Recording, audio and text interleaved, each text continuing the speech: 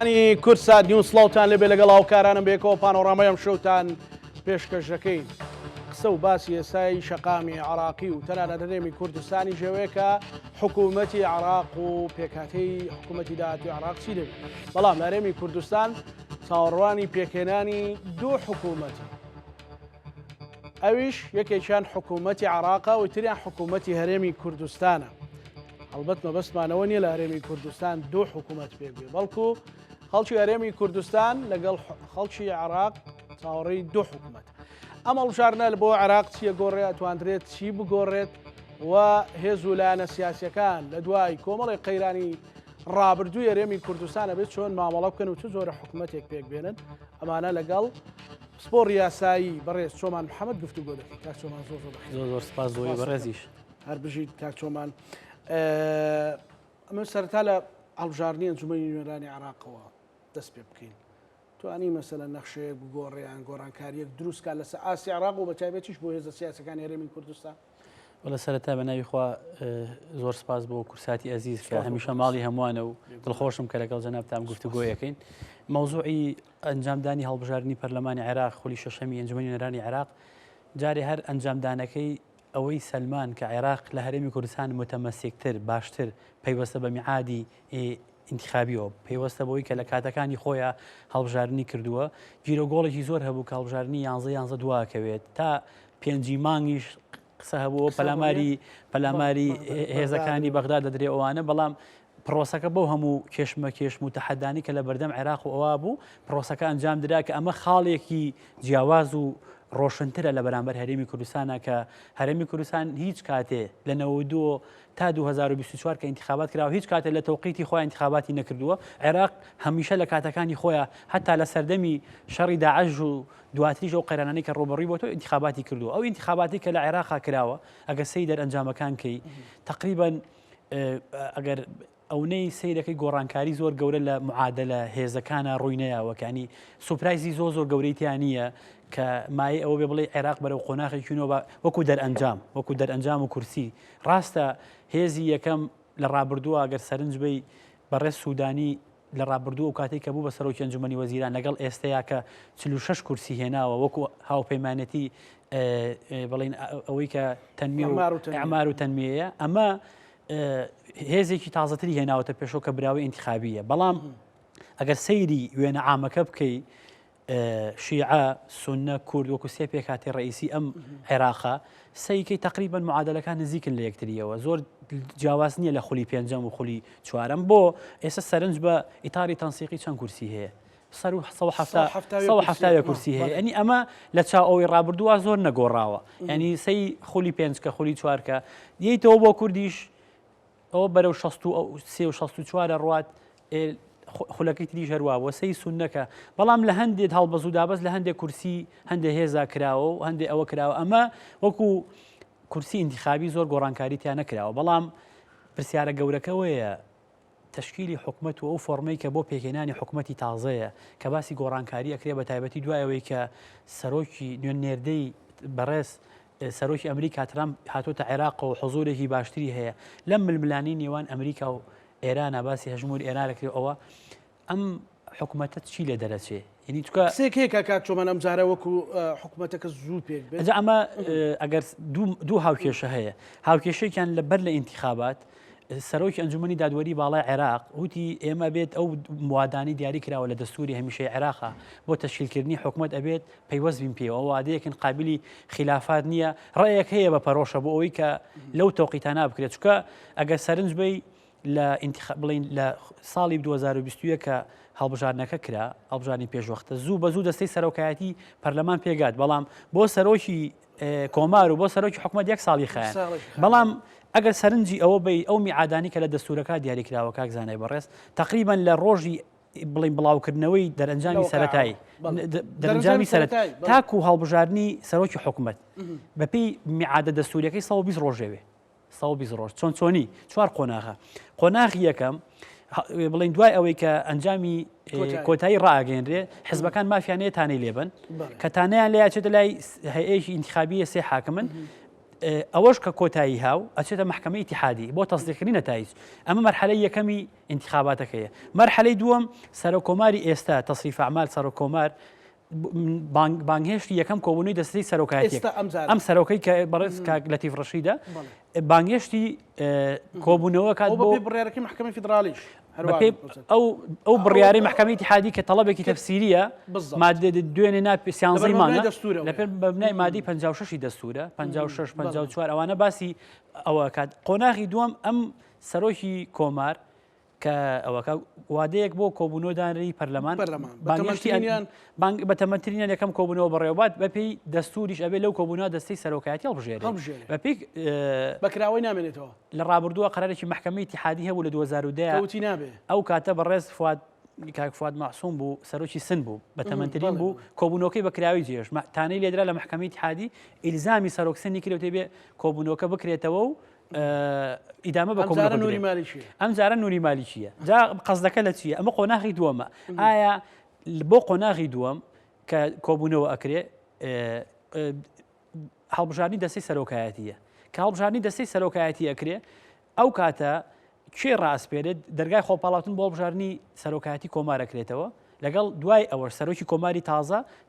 کوتلەی ئەکبەر ڕاستپێرێت بۆی حکومە تەشکیلکە. ئەم چوار قۆناغە 120 ڕۆژێوێ. ئێستا تقریبا قۆناغی یەکەممان تەواو نەکردووە لە بەشی یەکەمی قۆناغی یەکەممان کۆتایەکان کە ئێستا تانەکان چۆتە بەردەم هەیە قەزایەکە ئینتیخابیەکە دوایەوە ئەبێت بۆ نمونە 7 ڕۆژ هەیە لە بەردەم کۆمیسیۆنە وەڵامی ئەو تانانە باتەوە هی محکەمە دوای ئەوە 10 ڕۆژ هەیە لە بەردەم ئەو هەیەیە کە وەڵامی هەموو تانەکان باتەوە کە تەواوی کرد ئێنێرێ بۆ محکەمەی ئیتیحادی. محکەمە ئیتیحادی پەسەندێکە. قصدم لە چی ئەم قسانە بۆ چیەکەین بۆی هەم جەنابەت و هەم بینەرانیش بزانن ئەم ئیشە کاتی ئەوێ بەتایبەت لەوانەیە قۆناغی دووەم کاڵبژاردننی دەستەی سەرۆکایەتی پەرلەمانە سەرۆکی بەڵام لەوانە شەکاک چۆمان لەوانە شابە بەدیوێکیشی سیاسی بێ بۆ ئەوی لارە سیاسەکانیشتا دەستور ئەم مدانی بۆیە داناوە بۆی نزیکی و لێکتێگەشتنی سیاسی هەبێ بۆ ئەم پرسانە. بەڵام کە ئەچیتە وردەکاری ئەم قۆناغانەوە هەندێک کێشە هەیە لە ئێسایەکە زانە ئێستا بۆ نبوو سەرۆکی پەرلەمان سونە کە حەلبوسیە باڵێ کاکە وڵای ئەمە سەرۆکی پەرلەمانمان ناوێکە ئەوەیە سەرۆک کۆمارمانەوێ هەرچەند دوێنێ بەڕێز سوودانی لە کۆبوونەوەیشیدا کەڵێ ئەو نەریتەی کە لە عێراقا هەیە و چەند ساڵە لەسەری ڕۆی هیچ پێداویستیەک نییە بۆ گۆڕانی ئەوە. فەلەبەر ئەوە ئەگەر ئەم قۆناغی دووەمەش بڕوە قۆناغی قورسەکەیەتە پێشەوە کاکزانە هەڵبژاردننی سەرۆکی کۆمار و سەرۆکی حکوومەتە چکە لە یادمان نەچێت ئەگەر ئەو کوتلەیەکی تاری تەنسیقی دروستی کردووە بە زووی ناوەکە ئەعلانکەن ئاسان نابێت ئاسانە بێت بەڵام ڕەنگە بۆ کورد قورس بۆ کورد قورسە چکە بۆ کاکزانە ئێمە بۆ هەڵبژاردننی نیسابی قانونی هەڵبژاردننی سەرۆکی کۆمار نیسابە قانونەکەی 220 ئەندامانەوێ 220 حازرە بێت بەس بۆ نیساب جارێ بۆ نیسابی قانونەکەی کە کۆبوونەوەکە بکرێت بۆ هەڵبژاردنەکە گەڕی یەکەم 220 گەڕی دووەم بە 156 بە زۆرینەکە ئەڕوا ئاجا لەبەر ئەوە من مەبەستم نیسابەکە شێتی نیسابەکە 220 خۆ ئێستا بۆ نەئیتاری تەنسیقی 172 هەیە باشە 172 کەسێەوە لانی کەم ئایا کوور دەچێتە پاڵ ئەوان ڕێکەوتن نەکرێ یا ناکرێ یعنی هەندێک وردەکاری هەیە ئەوێت ئەم مەوزوع ئەوێت بەڵام ڕەنگە لە چاو جارەکەی ترا کە ناوماڵیشی عبوو بە دوو بەشەوە ڕەنگە ئاسانتر بێ ئەم جارەیان ئەلحەق ئیتاری تەنسیقیش تا ڕادەیەک بەتایبەتی کە لعبەکە سەدریتیان نەماوە کۆبوونەوەیان کردو هەوڵیانەوێ ئەوەی کە نمونەی کە لە ڕابردووە بەسەریان هاو دووبارە نەبێتەوە باسەکرێ بەڵام سوڵتە و هینیش لە عینە ئایا دوایی پشکێنی وەزارەتەکان هاتە پێشەوە شت هاتە پێشەوە ئایا ئەم بەم یەکگرتوویە کە ئێستا هەیەە ئەمێنێتەوە لە هەمووشی گرنگتر بەڵێ لە هەمووشی گرنگتر بۆ نمونە ئەم 170 کە باسەکرێت 46 هینیتیایە سوودانی دەنگێکەیە ئایا ئەم سوودانی چانسی ئەوەی پێدرێتەوە بێتەوە بەسەر گۆزیران ئەمە لەوانێ لێکم بێتەوە بۆ نیسابەکەی خۆمان چکە ئەگەر سەرنجی کاکزانە سەرنجی 5 لە 2002 چوار انتخاباتی ڕابردوو بی ئەگەر بەو سەرنجی ئەو چوار انتخاباتە بی سوودانی چاوی بە پۆستی سەرۆک حکومەت ناکەوێت بۆ 2010 کێ یەکەم بوو زعفەری هین یەکەم بوو ناوەکەیم بچۆ علاکولین درا بە مالیکی چواردە مالیکی یەکەم بوو بەڵێ درا بە حیدەر عەبادی 18 مالیکی بوو درا بە کەسێک تر 21 سەدر بوو درا بە سوودانی قەسدم لەوەیە هێزی ئەوەی کە هێزی براوەی انتخابیە کەمتر پۆستی ینی ئەو نەریتە اتفاقات زیاتر اتفاقات زیاتر دەوری بینیەوە هەتا ئەو قراری کە لە محکمەی اتحادیەوە دەرچووە ڕەنگە مثلەن مفازەیەکی ئەجا ئەمە یەکێکە لە پرسەکان ئەگەر من ئەڵم ئەگەر بە نەریتی ڕابردوو بڕۆی ئەگەر بەو جەوەی ڕابردوو بڕۆی قورسە بۆ سوودانی بگەڕێنمەوە بۆ وەڵامی یەکەم جاریشت کەوتە ئاهاتە ناوەوەی نوێنەری تایبەتی دۆناڵد ترامپ لێرە ئەڵێ ئەم سوپرایزە ئێستا لە مەتبەخەکانی ئەمریکانیە و خەریکی مەفەقەوەرگرتنی من ئەڵێم دوو گریمانەوە کات کە سوودانی چانسی پێ بدرێتەوە کە ئەوە بێ یەکیانەوەیە کە هەچەند من بە قورسێ بینم ئیتاری تەنسیقی ئەم سەپۆرتی سوودانی کاتچکە بووە بە مهدەت بۆ هەمویان ئەڵەن کاکە ئەمە 3 ساڵ سەرۆکی حکومت بووە پێشی هەمومانیایەوە خۆگەر 4 ساڵی تر بێ ڕۆڵ بۆ ئێمە نامێنێتەوە خۆ بەڕاستی سوودانی لە عێراق خزمەتی وەناشیانەوێ دکتۆر سەدار عەزیز شتێکی نووسی بەڵێ وایە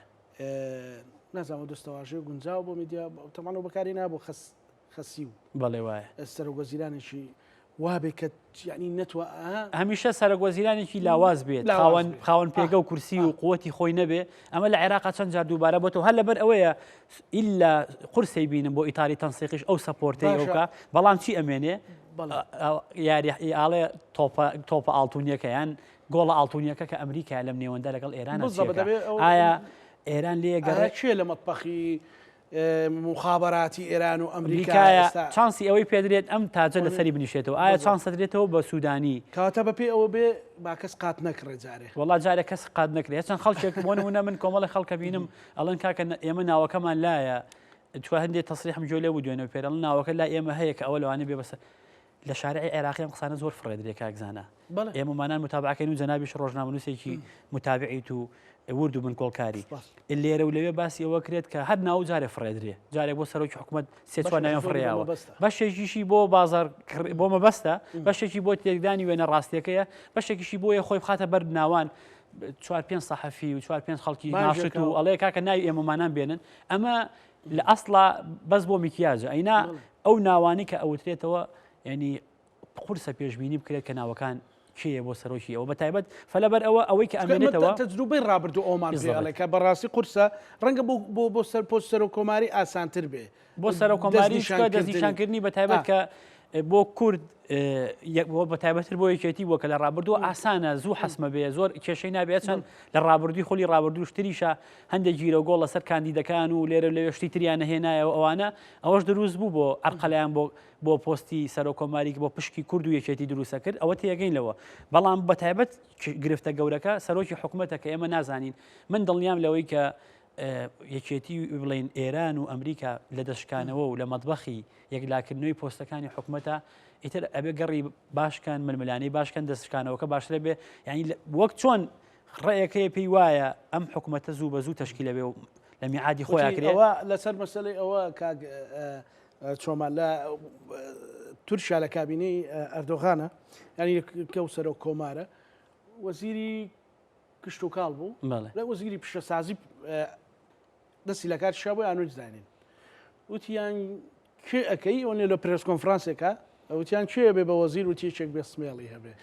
وتیان نەماوەی دوو سێ هەفتەیە 3-4 مەکتەب سیاسی ئاک پارتی سمێڵیان هێشتەوە بۆی خۆیان حازەکەن بۆ مەرجە بۆی بۆ مەرجەی تیاابێ ئەمە تقریبا لە هینی انتخابات و شتاوە هەیە وتیان جارەکەی تریش بۆ مەسەلەن بۆ پۆستی سەرۆکوەزیران خەڵکێکی زۆر قاتی کڕی بوو بۆ مەراسیمەکان ناکوێ هەر بڕوا دەست بەکار بێ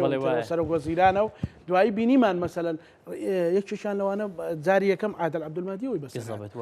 ئەوەی تر محەممەد ئەو ناوانە ئەوەندە خەڵک هات بیرەچێتەوە مەسەل مستەفا کازمینە ناو نەبوو بەڵام هەندێک ڕەنگە تا سوودانیش تۆ 3 کورسی هەبووە لە 21 بڵێ ئەو باسی شاتریەکەن مەسەلەن ئەو وەکۆی کە سەرۆکی مخابراتی باس ئەکرێت وەکو سەرۆکی ئەنجومەنی ئاسایش بەڵام بەڕاستی دەستگای هەواڵگەڕانەوە بۆ مستەفا کازمی بڵێ وایە وەکو نەریتێکە لە ڕابردووە هەبوو ئەلحەق ئەو ناوانی کە هەمی باسەکری عەرزم کردی هەرێکی و ئامانجێکی هەیە هەیە ئامانجی شخصیە هەیە ئامانجی سیاسی هەیە بۆ شێوانی وێنەکەیە ئەمە لە پشتی پەردەوە حەسمەکرێ بالضبط لە بەتایبەت باڵادەستی ئەمریکا ئەو ناوە هەر لە جیرفانی مارک سافایە و ئێران و دەوروبەرابێ و لەوار نەشە هەنێ ناو هەبێ دواتر لە گفتوگۆ ئاڵوگۆڕ و لە ئەوەی کە لە دانوستانەکانە ناوێک چانسی هەبێ بۆی دەرچێت ناوەکە مەرجنی هەر لێسەوە ساخ بوون و لەسەر نایە فەلەبەر ئەوە بەڕێی من قورسە بینم بە تایبەتی بۆ پۆستی سەرۆکی بە تایبەتی ڕەنگە گۆڕانکاریەکانی داهاتوی عراق و عراق لەناو گۆڕانکاریەکانی ئیسرائیل و ئێرانە هەموو ئەوانە تەسیری هەیە لەسەر دیاریکردنی سەر گۆزیران بە سەر کۆماریش بەڕاستی بە جۆرێک لە جۆرەکانیانی ئەو ئاسانترە لە چاوخۆیە بەڵام ئەویش بێ گیرۆ گۆڵ نییە بەڕاستی بێ گیرۆ گۆڵ نییە ئەمە حکوومەتی عراقمان گەیاندە کەنارێک بەجێ هێڵین بۆ ڕووداوەکانی ڕۆژانی داهاتوو بڵێ بینە سەر حکوومەت هەرێمی کوردستان کاک چۆمان ساڵێک تێپەڕی من هەرو خۆم تەوقعاتم وا بوو ئەخایەنێ چکە پارتی دموکراتی کوردستان فێری خیتاب نەبوو بوو هێزێک لە بەرامبەری ڕاز بێتەوە ڕاستی لە دوای ئەوەی کە گۆڕان لاواز بوو سەرۆک مامزەلات کۆچی دوای کرد کاگنۆشوران کۆچی دوای کرد خیتابێک نەبوو بەرامبەر بە پارتی بوەستێ هاتنی سەرۆکیەتی نیشتیمانی کوردستان ئەنی بە ئەمە بکەمە تەحلیل ئیمزایکەمە پرسیار بەو شێوازە و لەناو جەرگەی خۆیان و کۆمەڵێک بابەتی استراتیژی و زانیشیان زۆر جددیە و هی دەستکاریکردن نییە ئەمە پارتی تووشی گرەیە کردووە کە ئەکرێ بڵێم ئەم حکوومەتە چارەنووسی دیارە هەرێم ڕاستە خۆی ئەلحەق لە ڕابردووە ئەگەر ئیکێتی و پارتی نزیکایەتیشان هەبوو لە هینا سێ جەمسەر هەبووە دوو جەمسەریان سێ جەمسەر هەنێکا سێ هەنێکا دوو گۆڕان هەبوو کە بەهێز بۆیە معارەزە گەڵێکێتی و پارتیە فترەیەکە گۆڕان لاواز و بەو دەرڕۆی ئەم معادلێت تێک چوو کاکزانە کە دوای ئەوەی کە سەرکردایەتی نوێی یەکێتی هاتوۆتە گۆڕێ ئەوێت تقریبا ئێستا لە ساحەکەشا بەڕاستی دوو جەمسەرەیە یەکێتی و پارتی بۆ ئینی ڕۆڵی معارەزە و پێگەی و هەژمونی و متمانی ئەوانە لە قۆناغێکی زۆر پەرچەکە تەڕاجوعایە لە قۆناغێکی موهەمەشایە ئینسان ئەمە بۆڵێکە بۆ نیە نەفی ئەو معارەزەیە بکە بەڵام قۆناغەکە وایە دوو جەمسەرەیە یەکێتی پارتی هەیە باخەکەی تری ئەوەی کە معارەزەیە تعریفە و شوناسی ئەرکی واجبی بەڕاستی ئەوەی کە ئێستا هەیە من خۆم ناتوانم بڵێممانە هێزی معارەزان هێزەکانی دەروێکێتی پارتی وەکو من کەونەی شارەزا مەگەر هەست کەسێکیش بێتوانم گفتوگۆی لەگەڵاکەم دیبێتی لەگەڵاکەم بە پێودانگی علمی قانونی واقعی سیاسی بۆی بسەلمێنم ئەمانە 100% هێزی معارەزیان بەسەر ناچەسپێنرێ ئەم واقعی دوو جەمسەری یەکێتی و پارتی کە ئێستا فترەیەکە حزوری هەیە بەریەکەوتن و کێشمەکێشمی تا دروستە بێ فەلەبەر ئەوە انتخاباتی 2024 کراوە کاکزانە هەر ئەو کاتش کە انتخاباتەکە کرا هەر لەو کاتی کە لە 2/12/2024 یەکەم ڕۆژی کۆبوونەوەی پەرلەمان بۆ سوێنی یاساییان خواردووە هەموو کەسەیان زانی بە زۆربەی پێشبینەکان بۆ بوو کە انتخابات بڵین دەستەی سەرۆکایەتی پەرلەمان و تەشکیلی حکومەت دەکەوێتە دوای حکومەتی عێراق یعنی یەکێک بوو لە گریمانە بەهێزەکان ئێوە بوو بینیمان ڕوویە یعنی 13 مانگ تێپەڕیوە بەسەر انتخاباتی پەرلەمانی کوردستان وا 12 مانگیش تێپەڕێ ئەچینە 2/12 ڕۆژی تر کاکزانە بەسەر یەکەم کۆبوونەوەی پەرلەمانە بەڕاستی ئەگەر ئێمە بمانەوە سەیرێکی هەڵسەنگانی بۆ بکەین بۆچی تا ئێستا حکوومەتە تەشکیل لە بۆ کێ هۆکارە و کێ هۆکار نییە جارێ باز لە هۆکارەکە بینی بەس بەڕاستی ئەمە عیبەیەکە بۆ انتخابات بۆ پرۆسی دیموکراسی بۆ ئەوە نەبوو ئەو نەبخایانێ نەبوو ئەو نەبخایانێ و کێ مسەبیبە کێ مسەبیب نییە یەکێتی مبەڕیری هەیە بۆ ئەم بابەتە من دیفاع لە یەکێتی ناکەم من ئیشی من نیە دیفاعکەم و ئەم هەموو کادر و هینەی خۆی هەیە بێ قسە بکە بەڵام ئەبێ لە کۆمەڵە گۆشەنیگا و قسە بکرێت یەکێتیڵە من چەند کابینە لەگەڵ تو حکومەت تەشکیلەکەم هێزەکانی تریشی تایە ئێمە ئەمەی کە ڕوویاوە کابینەکانی تر ئەمە بەشداری پێکردن و بەشداری پێکردن بووە هاوبەشێتی نەبووە هینی ڕۆڵەکە لاوازە ڕۆڵێک نییە کە پێکێنانێکی ئەساسی بێ ئەم گلەیی هەبووە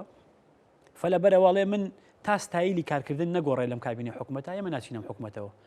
بەم تێڕوانینی کە ئێستا شەیە ئاسانیە ستایل گۆڕین ستایل گۆڕین ئاسانیە یەکەم لە بانکە شەپ پێدراوێک نەبوو لە بانگەش مەسەلەن بەکارهێنانی هەموو پرۆژەکان نامێ شەرعێت بم بەوەی کە یەکێتی نایەوێت ئەم حکوومەتە تەشکیلکە بەڵام ئەڵێ من مبەڕێکم هەیە ئیدامەدان و ئیدارەدانی ئەم فۆرمەی حکوومەتەی کە لە ڕابردووە هەبووە هەچ کەسێ داخڵ بوو بەزەرە لێ دەرچوو بەڵێ ئەگە سەرنج بی لەم حملە انتخاباتی کە کرا بۆ هەڵبژاردننی پەرلەمانی عێراق پارتی زۆر تەمەسوکی بە پرۆژەکانەوە لە شوێنەکانە من بەبەسم یەک شتە ئەگەر بڕیار وای بێم حکوومەتە هی پارتی و یەکێتی و گۆڕان بووە کە هەرسێکیان بووە ئەم پرۆژانە بێ هی دەستکەوتی هەمویان یەک کەس نییە و یەک حەزب نییە بەڵام پارتی پیشانیدا کە هی ئەڵی حکوومەتی منە ئەم قسەیەم دیسانەوە ئەبێ هەر جەهابێ هەر باسکەین و بڵین دیفاعک و پاکارەکە بەڵام لە موقعی بەسین داینی بەسەڵ داینی ئەمێ ئەوش تێپەڕێنم خەڵک چۆن بڕیارەیە کەیفی خۆیەتی بەس تۆ ڕاستیەکان بۆ مجتەمەعی خۆ بڵێ ئەم پرۆژانیانە کرد بە ساحێبی خۆیان کە لە کاتێکن ساحێبەکە یە کەس نییە حکوومەتی هەرێمە پێکەنەرەکانێتی بۆ هەر بکەوێتەوە هەر پارتی ئەوەی کردووە ئەی ئەوانی تریش ئەی بۆشە بۆ نمونە بەنداوەکەی تۆ وەزیرەکەی یەکێتی نەبووە ڕێگەوبانەکەی تۆ وەزیرەکەی گۆڕانیە دیار ئەمانە بە زیحراجەکەیان بۆ ماوەتەوە ینی بۆکو نەتیجە بۆ ئەوە بکرێت پێوتن ئەو ستایلی ئیشکردن مەسەلەن بە خەڵکی کوردستانی شوترا ئەمە یەکێتی ئەم تێڕوانینە هێڵێ ئەمە ئاوا ناڕوا بڕێەوە نەعەدالەتی هەیە دەرحەق بە شوێنەکان کێشە هەیە لە بودجیا کێشە هەیە لە عقلێتی ئەوە کێشە هەیە لە ناوەندێتی دەسەڵاتی وەزیرەکانە ڕۆڵ ئەوە نییە فەلەبەرەوەت ئەڵێ من تا ئەمانە حەل نەکەین حکومەت دروست نابێ کە دروستیشیکەی باوەڕ کە دروستیش کرێ بەو فۆرمەی ڕابردوو بێ هەر هەمان تاس و هەمان حەمام و هەمان دەرئەنجامە و ئەمە بۆ یەکێتی خۆکوشتنیا بێ خۆکوشتنی سیاسی نیە یەکێتی مەسەلەن بۆ فۆرمە داخڵ بێ هەر لەنی وا دەرەکەوێت شەڕی پۆستوش دەکات ئەو ئەبێ خزمەت کا خزمەتی منتیقەکانی خۆی کە و بە تایبەتر کاکزانە دوایەوەی ئەو پرۆژانیان ئاوا بۆ ئەو منتیقانی خۆیان کردەوە من بۆ تاریخ شتێکە لەم یەکێتی لە بەردەم بە پرسیارەتێکی ئەخلاقی مێژووی شایە ئەبێ زۆر زیاتر لە جاران خەمی منتیقانەی بێ من لەگەڵ دابشکاری جوگرافیانیم دوو زۆنی ئەوانە بەڵام کاکزانە کاتە سەرۆی تۆ خەمی ماڵی خۆتێ بێ هیچ واکە بە ماڵی من نەبێ ئیجبارە بە منیش پێ بکەنی بە درز و کەلێنەکانی من پێ بکەنی ئیجبارە لەسەر من ئیتر منش مشوری خۆم یەکێتی لە قۆناغی بێ مشوری خۆی خوا مشوری ئەم منتیقانە بخوا ڕاستە مشوری هەموو هەرێم خوا بەڵام ئەمە دیبێکی سیاسی و ڕاندێکی بەڵام خەمی هەرێم و قوارەکەشاری بەڵام وەکو شوێنانی ئەو دوو محافظ و دوو ئیدارەیەک ئەبێ چێتی لێ چۆن ئەوان خەمەخۆن ئیتر با ئەوان کاکەڤاڵ پارێزگارەوەنیە بەس خەڵک خۆبەری شێتی مەسەڵەن قایمقامی قەڵازێ گۆڕانە مثلا لەسەر استحقاقی ڕابردوو بەڵام خۆ خەڵک هەربەیەکێتی ئەڵێ بە تۆ خزمەتت نەکرد کەواتە بێت تێبگایە ئەبێ ئەمە مەسجە چۆن ئەوان پرۆژەکانی خۆیان بەکارێنا بۆ حملە ئینتیخابی و ئەویان بەکاریان نهێنایە تۆش دەبێت تێبگەی خزمەتی مەناتیقەکانی خۆتکەی پرۆژێ بە هەر جۆرە بێ بیکەی قەرزت بۆ کردووە ئەوەت بۆ کردووە شەڕت بۆ کردووە ئەبێ بیکەی لە بەردەم بەرپرسیارەتیایە فەلەبەر ئەوە کە ئەمە کەوتۆتەوە ڕاستەمە ئێمەی بەربەرە ئەو جانبە تشکیلکردی حکومت بردنی بەرە ئەو جانبە لاوەشیە بەڵام ئەمە پێدراوێک بوو ئەمە پێدراوێک تۆ سبەینێ دیسان کاک چۆمان ئەم حکومەتە پێک دێتەوە لێرە ئێمە دەیان بەرنامەمان لێرە لەسەرەوە کردووە کادری یەکێتیمان لێناوەچێتی کاکە بۆ پارەی جەزرەوەسەتێک ئاودانی جەزرەوەسەتی بۆ فلان پارە سەرف ناکرێت جا ئەمە یان پرۆژە لەسەر کاخەزە نووسێ بڕیارماندا بە تەواوکردنی ئاوی چەند سەما بەڵام پارەکە لە سلێمانیە مثلەن دوێنێ 48 ملیار دینار نێراوە بۆ بۆی تەکمیلی موچەی پێ بکرێت بۆ 120 ملیارەکە داهاتی لە شەفافێتە مەسەن 7 ملیارە 65 یاریەکە میلیارد چیەکەی ئەگەر ئێمە ئەو بەداخەوە یەکێتیش خۆی ینی بەشێک بۆ لەوەی کە ئەم دابەشبوونە بۆ نە 48 ئێرە و قەزم لە چییە ئەگەر بینە سەر ئەوەی بەرنمەیەک ساسکەین بە 1 ساعت تاو نابین لەسەرەوەی ئەم ئیدارەدانی کە ئێستا هەیە زۆر زەرری لە منتیقەکەیانوە زۆر سەرچاوی دارایی هەیە لێرەیە پارەکەی چۆتەوە بۆ ئەوێ گەورە بازدەرانە زۆر پارەیتر ئەوانەیە چۆتەوە بۆ ئەوێ دوایی ئێرەش مقابلی ئەوەیە کرێڵێ لە داهاتی ناوخۆی خۆی تۆ داهاتی ناخۆ بەشێکی ڕۆشتەوە بۆ ئەوێ باشە دەستکراوەشی ناکەی سەلاحەتەکەی نایەتی ناڵی پارەکە لە شوێنی خۆیان سەرف کرێ و هەلە بەر ئەوەیە ئەم فۆرمە ئیدارەیە ئەبێت یەکێتی دەستکاری بکە دەستکاریکە بۆ ئەم منتیقەیە یان ئەبێ بەواقعی ئەمەی کە ئێستا ئەم ڕێکەوتنیکە هەیە 51 بە 49 48 بە 52 ئەبێ کۆتایی پێبێ بە نوعێکی تر بۆی بتوانێت یەکێتی کە چووە بەردەم ناو حکومەتەکە و گلەی نەکە بۆی دوایش پارتی نەڵێەوە کاکە تۆ خۆ بەشێکی لە یان ئەبێ بە شێوە بچێتە حکومەتەوە دوایی مەفاکەم ئێمە تەنها بەرنامەکان چوارچەوە نیگەرانی خەڵک لەسەر پرۆژەیەک بگەێنین لەسەر تەواو نەکردنی بگەێنین بەڵام وەکو ئاستە گشتەکەی بڵین مەکتب سیاسی چێتی بینی گلەی لە حکوومەت بکە ئەمە ئەبێت بەر لەوەی کە ئەوە بکات ئەو بکەن ئەو ئۆپشنانشی کە لە بەردەم ئەم کابینی حکوومەتایە کە زانات سێ ئۆپشن هەیە بەڕێی من سێ ئۆپشنی ئۆپشنێکیانەوەیە کە یەکێتی و پارتی هەرە بێ ڕێبکەون چکە بەڕاستیش کاکزانە ئێمە پێمان ئەبێ ڕێبکەون و ڕێبکەونە سەر بەغاو هەرێم ئەوە باشترە ڕێگە واقعیە عملیە ئەوەیە ململانشکە هەرە بێ ڕێبکەون ڕێگەی دووەمەوەیە پارتی لە یەکێتی ڕێناکەون پارتی دەسە بەبەوەی پەرلەمان ئاکتیف کاتەوە حکومەت بەبێ یەکێتی هینکات ئەم ئیشە لەسەر ئەرزیوە ئەکرێت ئەتوانن لەوانەیە هەوڵیەوە بن 50 کورسیان هەبێت لە سەکە هەوڵی ئەوەی بۆ بن بەڵام ئەمە لەسەر ئەرزی واقع کاک چۆمان ئەڵێن لە دوای انتخاباتە دائیمەن خطابەکان مهادی ئەبنەوە ئارام ئەبنەوە کەچی پارتی تازەک باگەشە گەرمەکە ینی بڵێ ئەڵێن ئەوەی کە لە ئەو زمینەی کە لە پێش باسیەکەین زۆر بە وردی باسی ئەو نقطەکەین ئەڵێ ئەو زمینەی پێش هەڵبژاردن جاوە باسیەکەین ڕوونی شەکەینەوە ئۆپشنی سێم کە ئەگەر گریمان یە پارتی وێشێتی ڕێناکەون دەسە برێ بۆ دووبارەکردنی هەڵبژاردن ئۆپشنی چوارەمیش لەوانەیە بەڕێکەوتنی هەردوو لایەنە چێتی و پارتی ئینتیخابات دووبارەکەنەوە ناگەشتون بە حەل و ئەوانە ئەم چوار پێشبینیە یان پێشهاتە هەیە لە بەرامبەر هەرێمی کوردستانە ئەوەی کە ئەوترێت لە مەوزوعی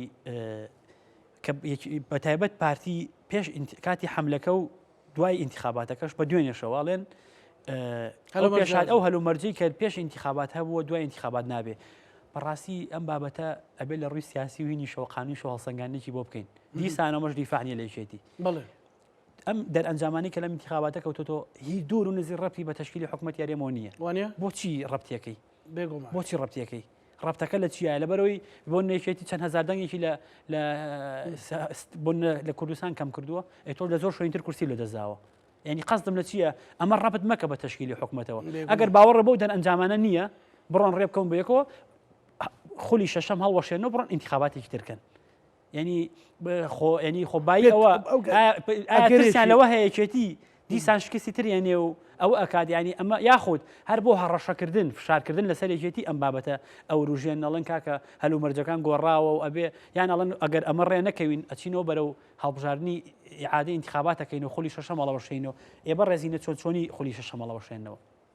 دوو شێوازەیە شێوازێکیان بە مەرسومی سەرۆکایەتی هەرێمە شێوازێکیان بە پەنابردنە بۆ محکەمەی اتحادی چوار ڕێگە لە یاسای سەرۆکایەتی هەرێمە دیاری کراوە کە سەرۆکی هەرێمە توانێت مەرسوم دەرکا بۆ هەڵوەشانەی خولی شەشەم یەکەمیان ئەگەر 50 کەس ئیستیقالەیانە جارێ دەستەی سەرۆکایەتی هەڵنەبژێراوە ئیستیقالە بن بەچێ ئەبێ دەستەی سەرۆکایەتی هەڵبژێرەوە اینجا ئیستیقالە دوو ئەگەر 45 ڕۆژ لە مەرسومەکەی سەرۆکی هەرێمەوە کۆبوونەوە نەکرای کۆبوونەوە کراوە دوی 12 کرا ئەگەر سێ جار ئەو کەسی کە ڕاست پێرێت بە پێکێنانی حکومەت ئەوە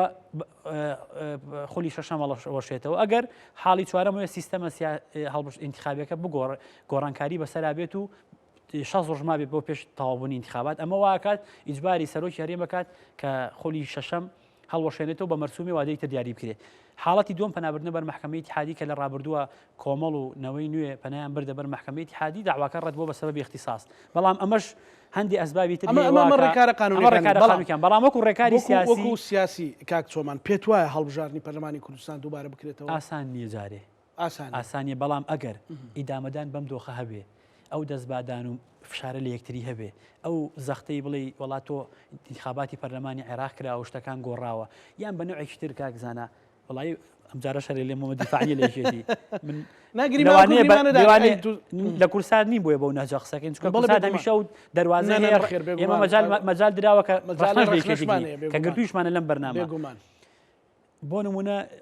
بۆچی ڕێناکەونی شێتی و پارتی بۆ تەشکیلی حکومەت ئەوە باسی بەرنامەی ڕۆینەکەمان کرد بەشێکشی باسی پۆست ئەڵەم وڵایەتی داوای پۆستی کردووە ئەی تۆ پۆستەکان لای خۆتە نایەی ئەی تۆ شەڕی پۆست ناکەی نای وەزارەتی ناوخۆ نایی ئەنجومەنی ئاسایش بەیت و نایی سەرۆکی حکومت نایە ئەوی شەڕی پۆستەکە بۆ بە خۆتی ڕەوابینی شەڕی پۆستە بۆ ئەمی ڕەوا نابینی حزب ئەوێ لە ڕێی پۆستەکانەوە خزمەتی زیاتر کە وەزارەتی ناوخۆی نایەتی و ئەوی نایێت و ئەمی نایەتێ ئەڵێ وڵایەکێتی لەبەر پۆست نایەتە حکومەتەکە و ڕێگری دروستەکە خۆشە دەستی گرۆ پۆستەکانەوە ئەمەش دیسانەوە من بەسم چییە ئەم و بەڕی ڕەش بۆ وەک چۆن بۆ یەکێتی ئەگەر ڕاست بێ بۆ خۆشیان دوێن دەڕاستە تۆڵێوش داوای پۆست و شەڕی پۆستەکە تۆش دەستی بە پۆستەکە و کلو نایەتی هەر لەبەر ئەوەیە ئەگەر بڕیار وابێ ئێمە بمانێم هەرێمی کوردستانە بەهێزتر بێ ئەبێ ئەم حکومەتە تەشکیل بێ ئەگەر بڕیارمان وابێ بەسەر چاو پارتی هێزی یەکەم و براوەیە بەسەر چاو یەکێتیش نەشارۆتەوە بەڵام ئەگەر تۆ خەمی قوارەکەتە خەمی بەهێزبوونی هەرێمی کوردستانە تەنازولێک زیاتر دەکەم تۆزە زیاتر نەک هەر بۆ یەکێتی بۆ حیزبەکانی تریش بۆی زوو بەزوو ئەگەر ئەو تەنازولانە کرایە کاکزانە باوەڕکە پێش ئەوەی لە مانگی 1970 انتخابات حکومەت تەشکیلە بوو ئەگە سەرنج بەی ئاخیر کۆبوونەوەی شانی دانوستانکاری یەکێتی و پارتی نەیان و مانگینەوە دەستی سەرۆکاتی هەڵبژێری بەڵێ باشە خۆ مانگیرنەوە ڕۆی ئەوە دەڕۆی ئەوە 11 ڕۆی ئەوە بەرەو 12 ئەڕۆین خۆ کاتە ژوایان و من مەبەستم ئەوەیە ئەگەر سازش و تەنازولی لە هەردوو لاوە زووتر ئەم بابەتە حەسمە بێ بەڵام ئەو نەی کە ئێستا سی تەسریحاتەکانەکەیت سەی شتەکانەکەی بە قورسێ بینم ئاسان نییە ئەی بە قورسەی بینی ئەم دۆخە ئیدامەیە بێ کاکزانە ئایا بۆ نمونە پارتی دەسەبا بۆ تەشکیلکردنی پێت وایە ئەمە ئەچێتە دووبارە بۆ دەستبادانی مەسلەی سەرۆکاتی کۆمار و پێکەنانی ڕەتی هەیە دڵنیا بڕەتیان کردو ڕەتی هەیە بۆ تەفاوزە تۆ وازدە سەرۆکی هەرێم یا وەڵا وازەوە سەرۆکی کۆمارتەینێ و تۆ وازدە وەزارەتی ناوخۆ بێن و واز ئەکەوێتەوە تەفاوز ینی ئیتر ئەبێتە بە دەستبادان و ئەوەی کە ئەوە بێت بۆیە تا ئەوەش حەسەن نەبێ بە تەواوەتی بارەکانەکەوێ حکوومەتی هەرێمیش بە بارێکان ناکەوێ هەل لەبەر ئەوەشە ئەوەی کە جەنابەت زۆر جوان وەسفت کرد کە منیش دام نابوو هەرێمی کوردستان هاوڵاتیانی خەڵکەکەی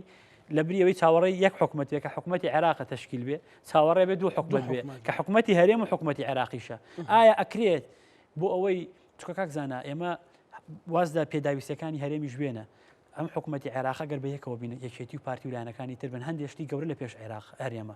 ینی دیارترینیان ئەوەی کە بەردەوام باسەکرێت یاسای هەڵبژاردنە تو یاسای نەوت و غازە کە یەکێتی ولایەنەکانی تریش بە گرنگی باسیەکەن ئەنجومەنی فیدراڵیە پرسی پێشمەرگەیە یعنی یەک دنیا مەلەفی تر هەیە کە دڵنیا بە لەم خولەی پەرلەمانە دەستی بۆ ئەبرێ کە دەستی بۆ ببرێ ئێمە بە یەکەوە بین نزیک بین لە یەکتری باشتر نییە ئەم بابەتە بۆ کورد یەکلا بێتەوە کە نایکەیت کوردیش زەرەکە و پێگەی کورد و پێکاتی کورد زەرەکەوە لەوێش بە 64 کورسی و 63 کورسی و هیچمان پێ ناکرێت کاکزانە ئەگەر بەتایبەتی ئەگەر جیاش بین ئەگەر بین زۆربەی بلۆکەکانیان یان کوتلەکانیان لە کورد زۆر زیاد هەندێک پرسە بۆ لە ڕابردووە کە پرسی قەومی بین یەکمان گرتۆ زۆر بەهێزبین کاکزانە پرسی بە پارێزگابوونی هەڵەبجە پرسی جوتیارە کوردەکان پرسی ئەو هێنێ قانونی تر کە بە یەکەوە بووین ئێمە زۆر بەهێزتر بووین و بەداخیشەوە ئەم هوای شیلیاتەوە کەڵی بە یەکەوە بن خەڵک بەڵێ کاکە وڵی ئەم قەومی و ئەم شتە دروشم و عیبارەتە ئەمە بۆ عێراقیتەوە بۆ هەرێمی کوردستانیش این یەک دنیاشتی باش لە پێشە تۆ حکوومەتێکی باشی ڕەشیدی خزمەتگوزاری لە ژێر ڕقابەتە هەبێ مەلەفی موچە لەگەڵ عێراق حەلکات چکە کاکزانە ئەوە مەلەفی بوجەش بۆ عێراقە ڕوبەڕوێ بێتەوە تۆ پێویستە بۆیە کێشەی موچە لەگەڵ بەغا حەلکەی کێشەی سنوور لەگەڵ بەغا حەلکەی ئەوە دوێنێ کاک مەسعود ئەڵێ ئێمە ئەبێ کێشەی مادەی 140 حەل بێ بوجە و موچە بابەتی یاسای هەڵبژار ئەمانە ئەگەر یەک گرتوویەک نەبێ ئەگەر نزیکیەک نەبێ لە یەکەوە بە ئاسانی تێناپەڕێ بۆ هەرێمی کوردستانیش حکوومەتەکەی تۆ دوێنێ بەڕست کاک نەسیر ئەڵێ یەکێک لە ئەولەوێتەکان بوونی دەستورە بۆ هەرێمی کوردستان ئەمە دەستورە بەم حاڵەوە کە دەستورە بێت چەتری کۆکەرەوەی هەمووی بێ تۆ ئاوا پەرتەوازایی هەبێت دەستوری چی حکومەت پێک نایە جای بابەتی دەستور فە لەبەرەوە ئێمە هیچ چارێکمان نییە بێ بگەینەوە سەرمێزی گفتوگۆ دەستبادان و دەستشکانەوە هەڕەشەکردن فشارکردن پەرلەمان هەڵەوەشێنمەوە چم کۆبوونەوەی پەرلەمانەکەم ئەوەکەم زوو بە زوو بچینەوە سەرمێزی گفتوگۆ بۆی ئەم هەرێمی کوردستانە بگەین بە نقطەیەک چکە ئەو گۆڕانکارانی کە لە عێراق و لە ناوچەکە ئەکرێت ئەگەر کورد عاقڵانە یاری بکە و عاقڵانە داریبات پێشهاتی یان داهاتوویەکی باشتر ڕوبەڕووی لە چاوەڕوانی هەرێمی کوردستانە بەڵام ئەگەر بە پێچەوانەوە بێ وەڵی ئێمە هەر هەموو مەزەرە دەکەین لە پێشیانەوە حەز بە باڵا دەستەکان زۆر زۆر سپاس بۆ بەڕێز چۆمان محەممەد سپاس بۆی بەڕێزی بینەرانی خۆشیویست لەگەڵ هاوکارانم بێکەوە پانۆڕامای ئەم شۆمان پێشکەشکردن هەموو لایەکتان ئەمانەتی خوای گەورە بن خواتان.